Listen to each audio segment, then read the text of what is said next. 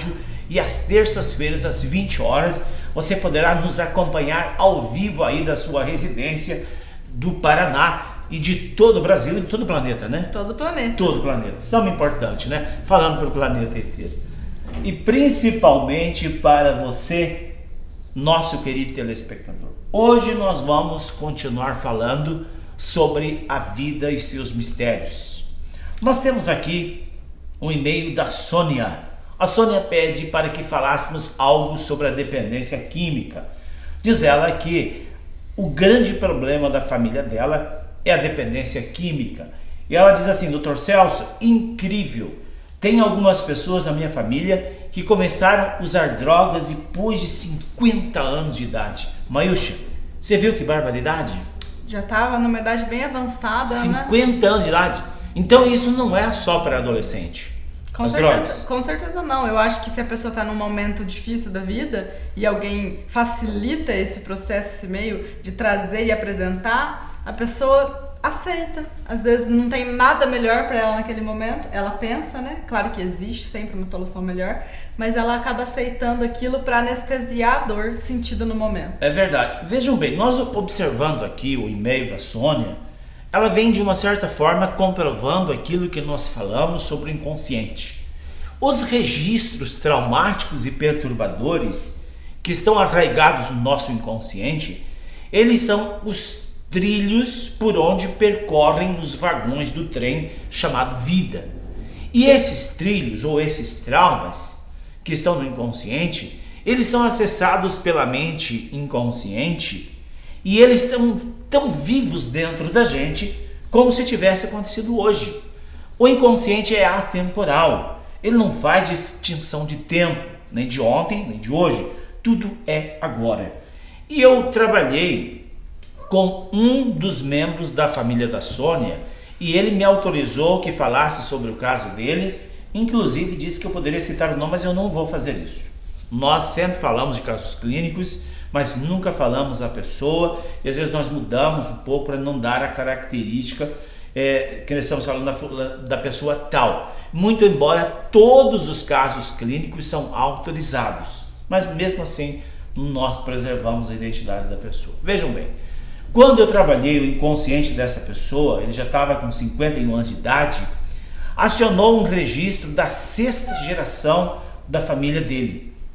Esta pessoa tinha um sofrimento incrível, ele não conseguiu se acertar na vida, nem pessoalmente, nem profissionalmente, nem financeiramente, nem amorosamente. Quer dizer, um destino infeliz, né, Mayusha? É uma pessoa triste que está buscando se encontrar, mas não consegue. Sim, e chega um momento que a pessoa desiste. É como essa pessoa. Quando ele desistiu, significa melhor morrer do que viver. Então ele fez a opção pelo crack.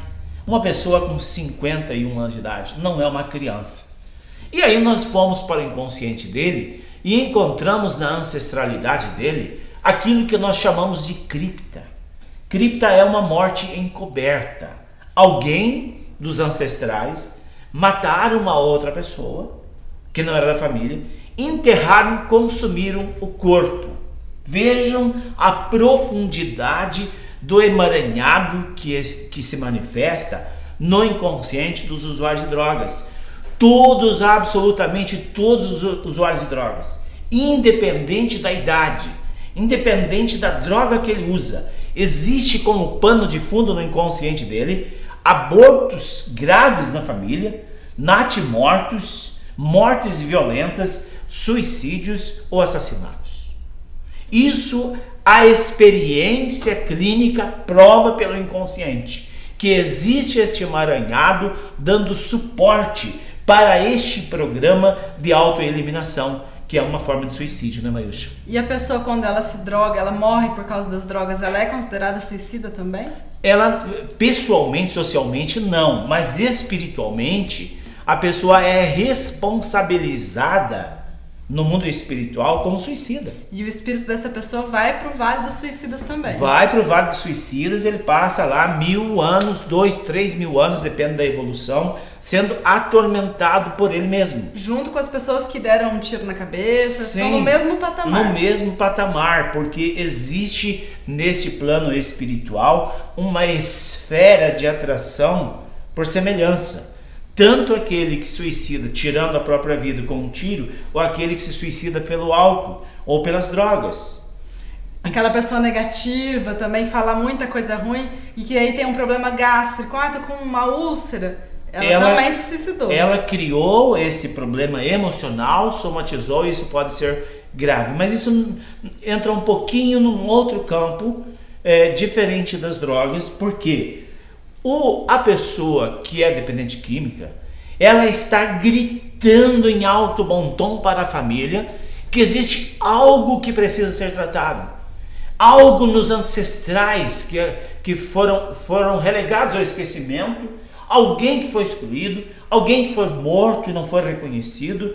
Ou seja, todos os dependentes químicos são, na essência, pessoas extraordinárias, têm o radar límbico muito ativado e recebe essas ressonâncias, desequilibram e traçam os caminhos para a morte. Mas eu sempre digo e continuarei dizendo, porque o inconsciente prova isso: o dependente químico não é a ovelha negra da família. Ele está fazendo um papel de herói. Ele está tentando chamar a atenção da família para que a família olhe para o oculto, que ele não sabe o que é. Mas ele está dizendo: tem algo que eu não sei o que é, que está me empurrando por este caminho sem volta, que é as drogas. Na verdade, ele está ajudando os ancestrais da família. Na verdade, ele tenta ajudar a alguém olhar para a ancestralidade, porque todos os eventos ocorridos na nossa ancestralidade estão no nosso inconsciente tão vivo, como se tivesse acontecido conosco. E este núcleo problemático poderá se estender numa grande ramificação de problemas. E aí, por amor aos ancestrais, porque se não fosse os ancestrais hoje ele não estaria aqui, ele acaba trilhando um destino parecido, um destino negativo. Um destino funesto, sofrer e até mesmo morrer antes da hora, como se ele falasse assim: querido ancestral, fique tranquilo, você foi humilhado, você foi excluído, você não está sozinho, eu me excluo também. Os familiares dos dependentes químicos sofrem tanto quanto eles, ou até mais.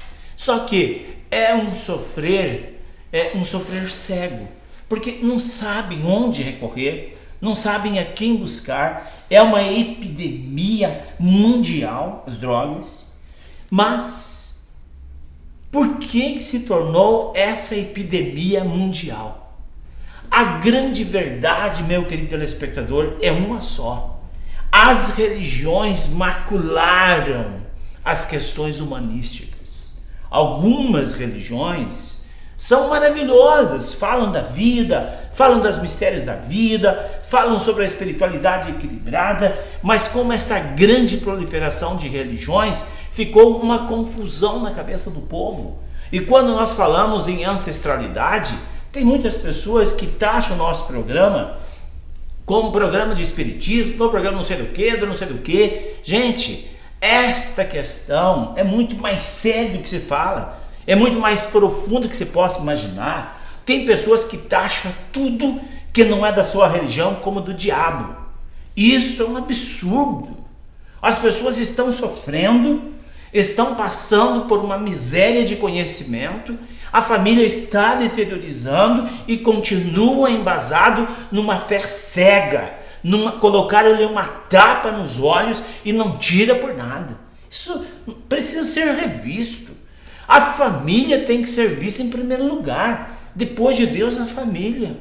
Não deixe que as suas crenças e seus dogmas religiosos lhe ceguem das verdades. E como estava falando sobre a questão do dependente químico e o que existe por trás dele, nós falamos do que conhecemos, nós tratamos os dependentes químicos no inconsciente e todos narram a uma só voz.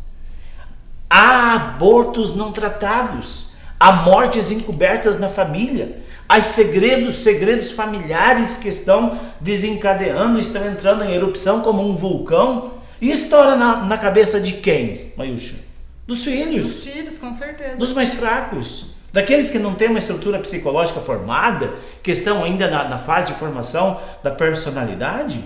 É por essa questão do inconsciente, então, que muitas pessoas, usuários de drogas, são internados em clínicas, se reabilitam, saem de lá, ficam mais ou menos aí 6 meses, 1 ano sem usar e depois caem de novo?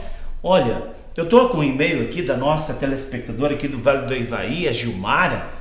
A Gilmara disse que o filho dela foi internado 9 meses numa casa de recuperação, saiu de lá coroado, ele foi diplomado e no 3º dia roubou o micro-ondas e uma furadeira do pai e sumiu nas bocas de fumo. Foram achar ele 15 dias depois. A pessoa não recebe lá nessa clínica Na verdade, a força para lutar contra. A clínica de internamento, se não olhar para o inconsciente, essas clínicas embasadas em fé, em religião, elas maquiam o problema.